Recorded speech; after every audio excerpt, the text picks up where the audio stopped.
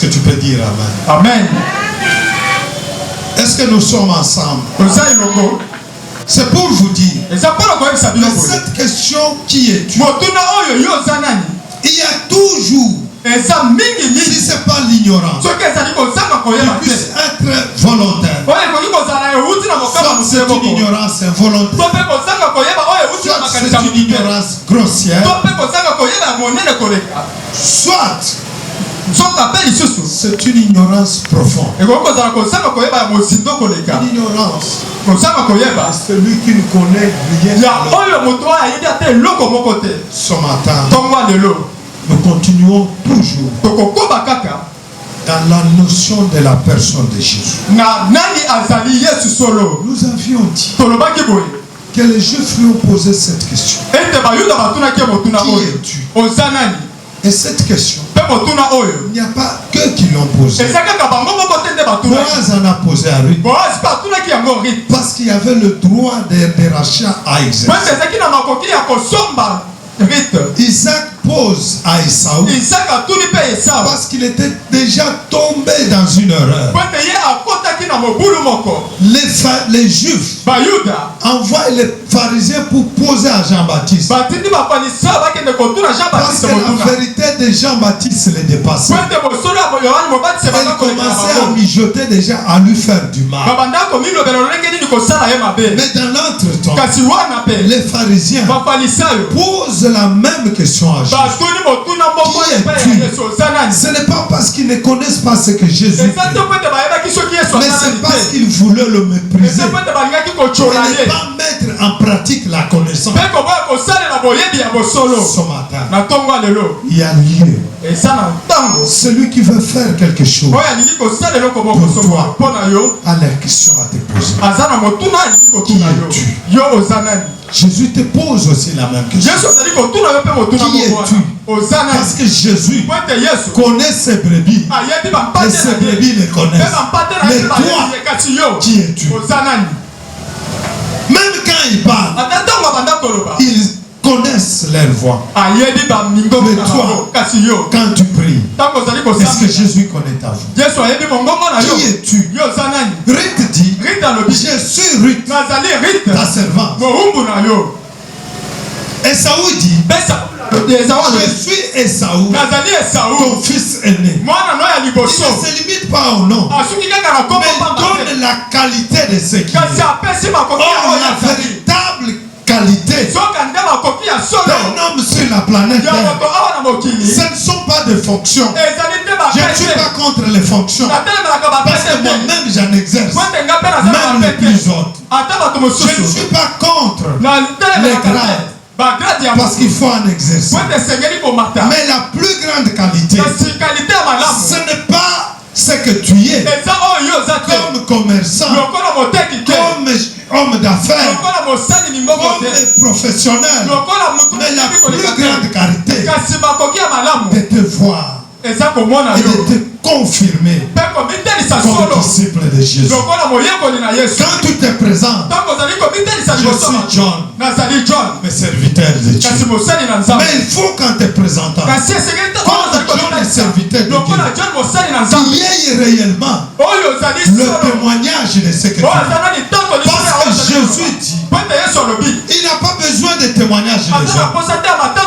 Mais son Père était déjà un témoignage pour lui. Et les hommes qui avaient ce témoignage par ignorance volontaire, ils méprisaient. Mais son Père qui est dans le ciel était un témoignage pour lui. Toi, qui est un témoignage pour toi? Il faut que Jésus témoigne de ton identité.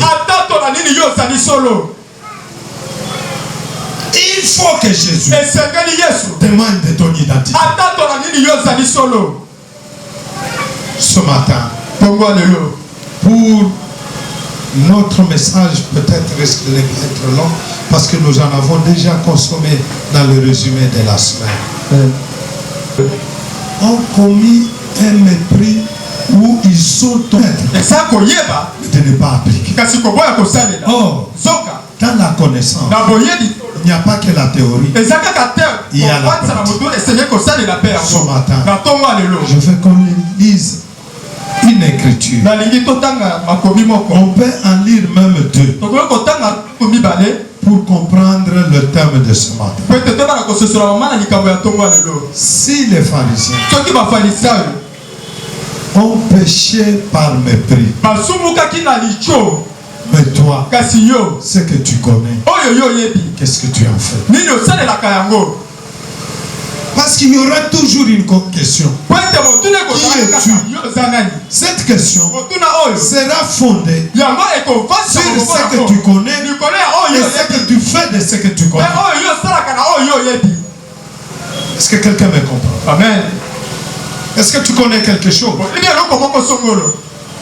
Est-ce que tu connais quelque chose?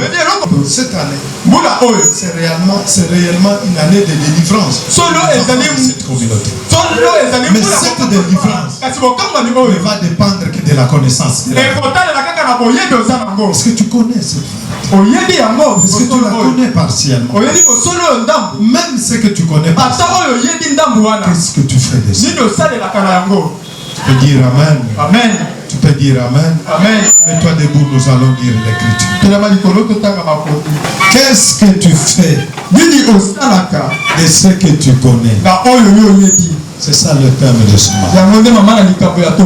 Lisons. Hébreux 10. Hébreux 10. On peut même commencer par 25 à 30. Et nous lirons aussi 2 Pierre, chapitre 2, verset 20 à 22. C'est-à-dire,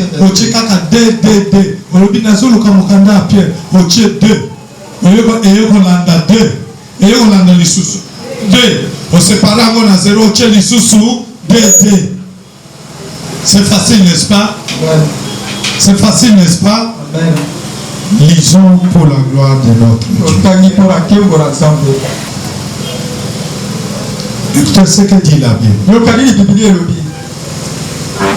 N'abandonnons pas notre assemblée comme c'est la coutume de quelques-uns. Mais exhortons-nous réciproquement. Et cela d'autant plus que vous voyez s'approcher le jour. Car si nous péchons volontairement, après avoir reçu la connaissance de la vérité, il ne reste plus de sacrifice pour les péchés. Mais une attente terrible du jugement et l'ardeur d'un feu qui dévorera les rebelles. Celui qui a violé la loi de Moïse meurt sans miséricorde sur la déposition de 2 ou de 3 témoins. De quel pire châtiment pensez-vous que sera jugé digne celui qui aura foulé au pied le Fils de Dieu, qui aura tenu pour profane le sang de l'alliance par lequel il a été sanctifié et qui aura outragé l'esprit de la grâce. Quelqu'un peut-il dire Amen? Amen. C'est pas moi qui l'ai dit. C'est la parole qui l'ai dit. Et la manière que ça te concerne, ça me concerne. Lisons 2 Pierre.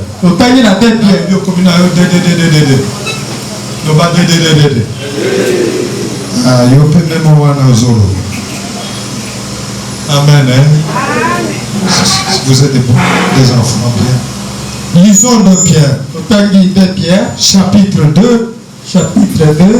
Verset 2 Verset 2, 20 à 22. Tu vas 20 à 22. Lisons pour la gloire de notre Dieu. Chapitre 2, verset 20 à 22. En effet, si après s'être retiré des souillures du monde, par la connaissance du Seigneur et Sauveur Jésus-Christ, ils s'y engagent de nouveau et sont vaincus. Leur dernière condition est pire que la première. Car mieux valait pour eux n'avoir pas connu la voie de la justice.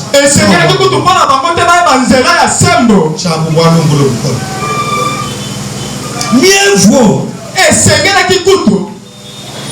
n'avoir pas connu la voie de la justice que de se détourner après l'avoir connu du saint commandement qui leur avait été donné. Il leur est arrivé ce que dit un proverbe vrai à ceux qui l'avaient vomi. Et la truie lavé, c'est vautré dans le bourbier. Mieux vaut pour eux n'avoir pas connu la voie de la justice que de se détourner après l'avoir connu du saint commandement qui leur avait été donné.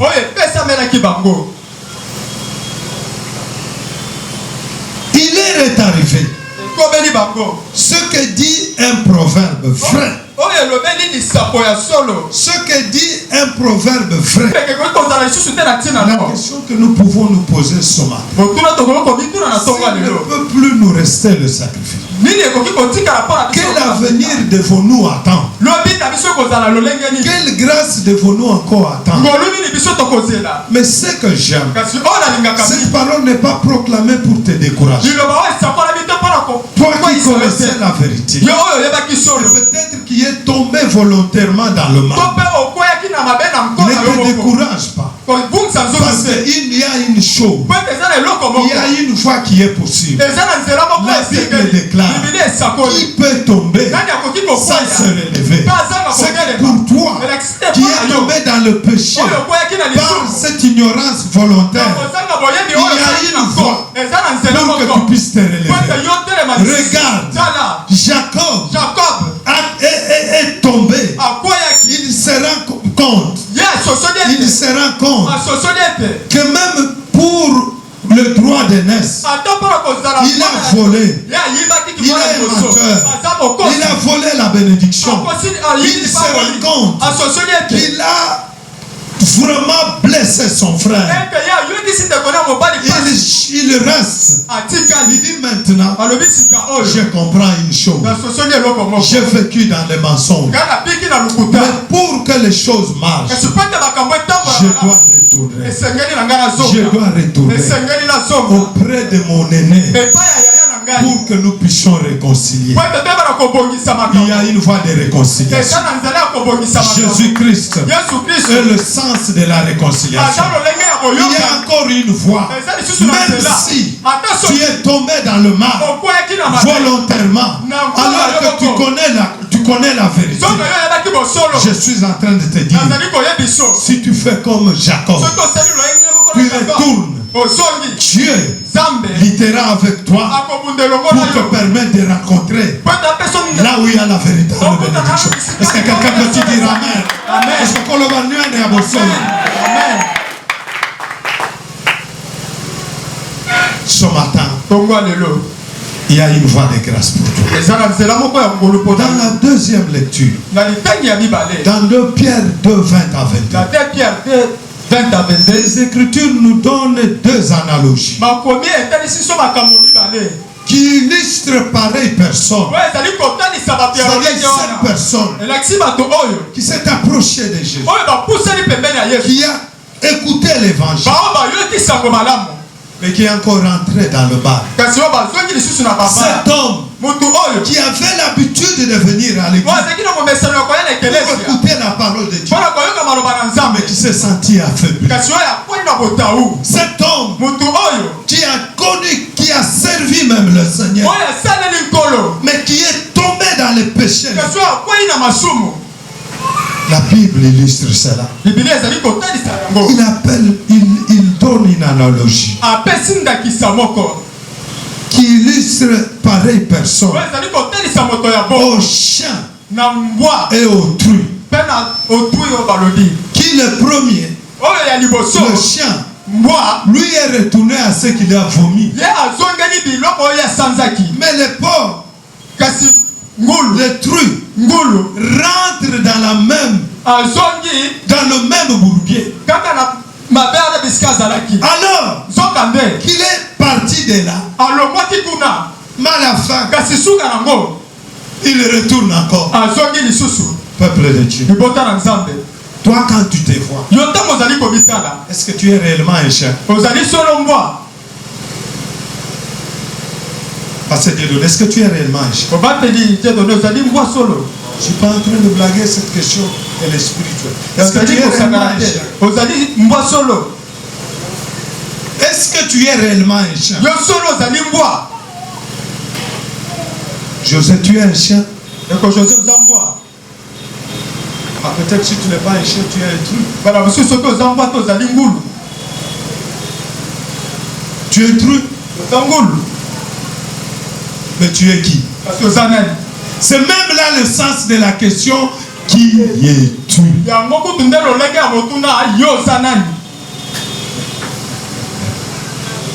Bandela, mata lisusu, mata lisusu, mata. Est-ce que tu es un chien? Tu es un porc? Mais tu es qui? Tu es qui?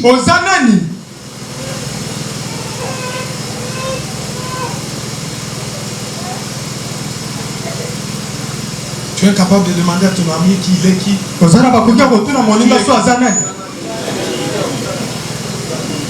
Nayoki yango malamu te. Bandela lisusu. Ozanani? Frère, tu es qui? Dis-moi sincèrement. Tu es un chien? Tu me regardes? Ta bouche se ferme maintenant. Tu es qui? Ruth n'a pas hésité de dire qu'il était Ruth et la servante du Seigneur. Toi, tu es qui? Ceux qui ont dit que tu es incapable d'apprendre, il est qui? Il y a un problème à nous. La cité. Est-ce qu'on peut dire Amen? Amen. Est-ce qu'on peut dire Amen? Tu es un chien? Tu es qui? Tu es enfant de Dieu. Et pourquoi c'est que tu as vomi? Tu rentres encore pour commencer à bouffer. Amen.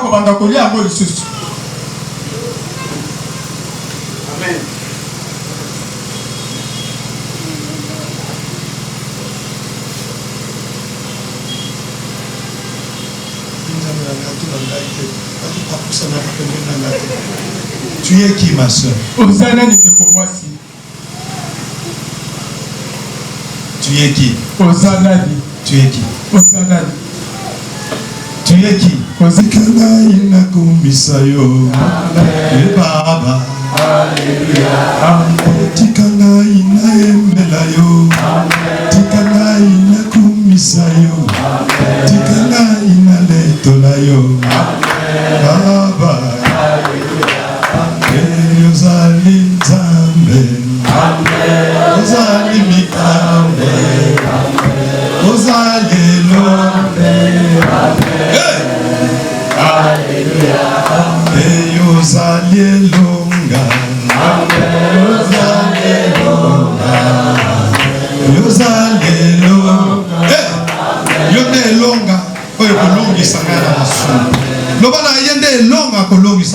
masumu. Yende longa ko longi sayo na motema mabe. Yende longa ko longi sayo na lukuta. Yende longa ko longi sayo na nyonso. Amen. Tu ne dois pas hésiter de dire ce que tu es réellement. Le fait de ne pas dire aussi ce que nous sommes réellement, ça nous fait manquer ce que nous devrions avoir réellement. Parce que celui qui donne a besoin aussi de connaître qui tu es.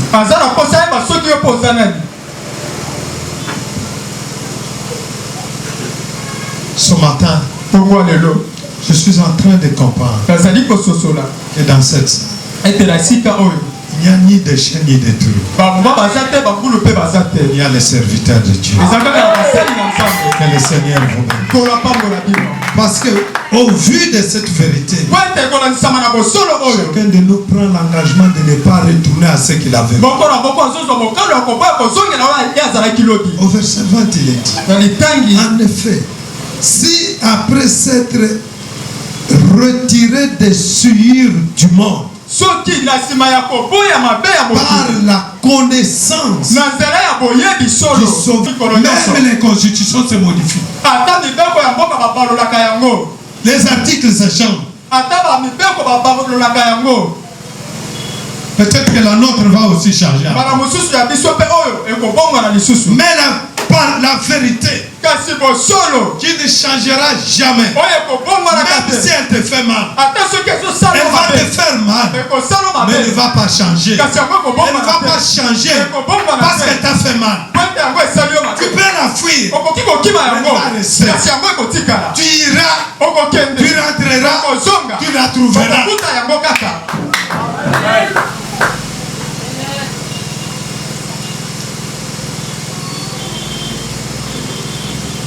J'étais en train de dire qu'il arrive même que vous ayez fait un pas en direction de Jésus, mais sans vraiment se convertir. Il y a beaucoup de gens qui viennent à Christ, mais la véritable conversion n'est même pas encore là. Écoute, le véritable problème, ce n'est pas d'appartenir à une communauté, ce n'est même pas de venir à l'église, mais le véritable problème, c'est la manière dont tu te convertis réellement chaque jour que tu écoutes la parole de Dieu. Écoutons la parole de Dieu pour notre conversion. Est-ce que quelqu'un me comprend? Amen. C'est même le moment de nous convertir. Vous avez même entendu le véritable évangile. Pas l'évangile bricolé sur l'intérêt des serviteurs de Dieu. Pas des fausses prophéties basées sur l'intérêt des faux prophètes. Pas des faux messages qui se transforment ou qui transforment les enfants de Dieu en unité de production. Vous avez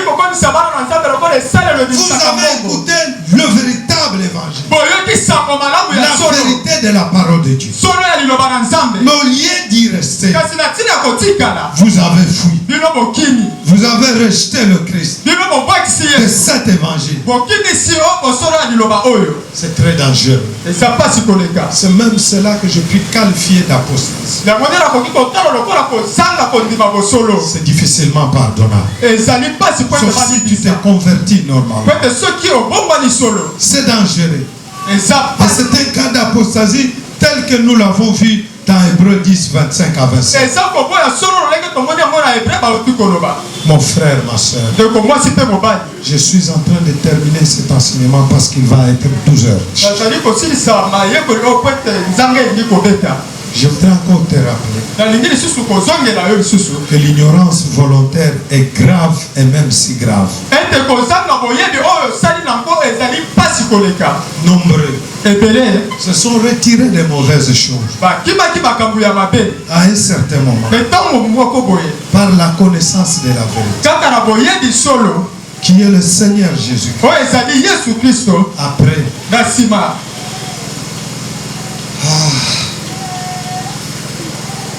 il s'y engage de nouveau dans les mêmes choses.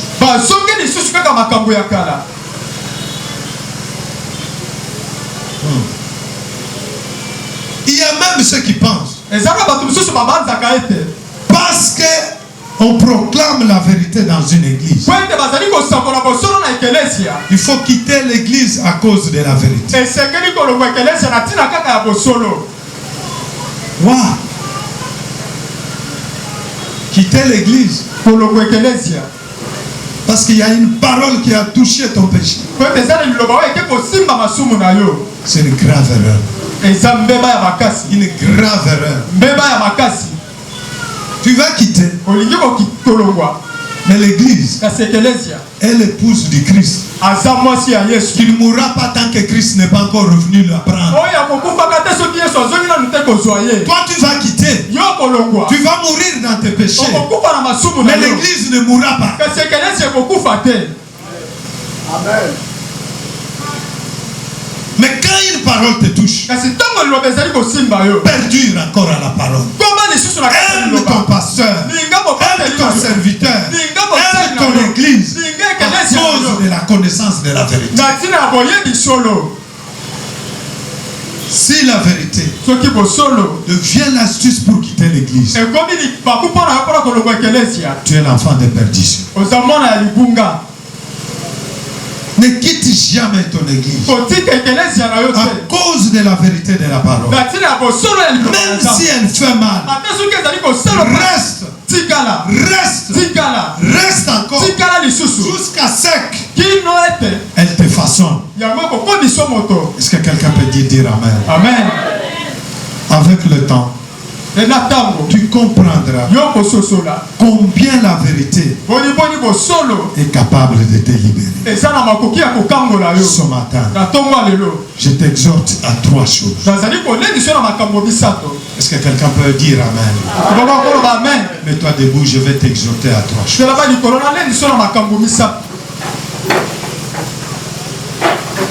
Mets-toi debout, je vais t'exhorter à une chose. La première des choses. Ne quitte pas ton église à cause de l'évangile de la vérité. Parce que ton salut dépendra de cet évangile. Puis-je reprendre? Puis-je revenir? Je voudrais t'exhorter à 3 choses. La première des choses, ne quitte pas ton église à cause de l'évangile de la vérité.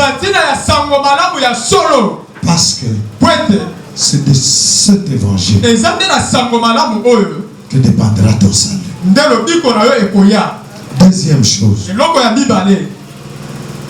ne jamais ignorer, ni volontairement, ni involontairement, la parole que tu as déjà connue.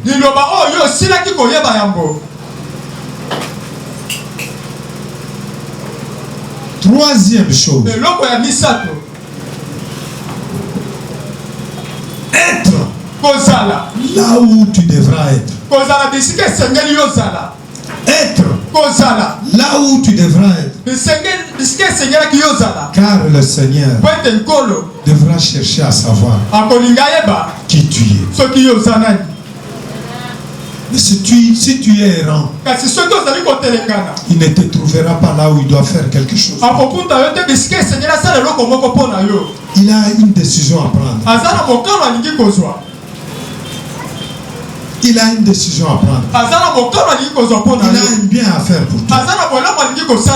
Et qui tu es pour nous. Parce que lui a déjà dit qu'il est la lumière du monde. Mais toi, qui es-tu? Il était déjà dit qu'il est le Fils de Dieu. Mais toi, qui es-tu? Ce matin, le seul mot de clôture, avant que j'appelle les serviteurs de Dieu pour me conduire dans la vie, que le Seigneur te bénisse pour cette parole. J'invite M. Dieudonné, parce que ma voix s'est davantage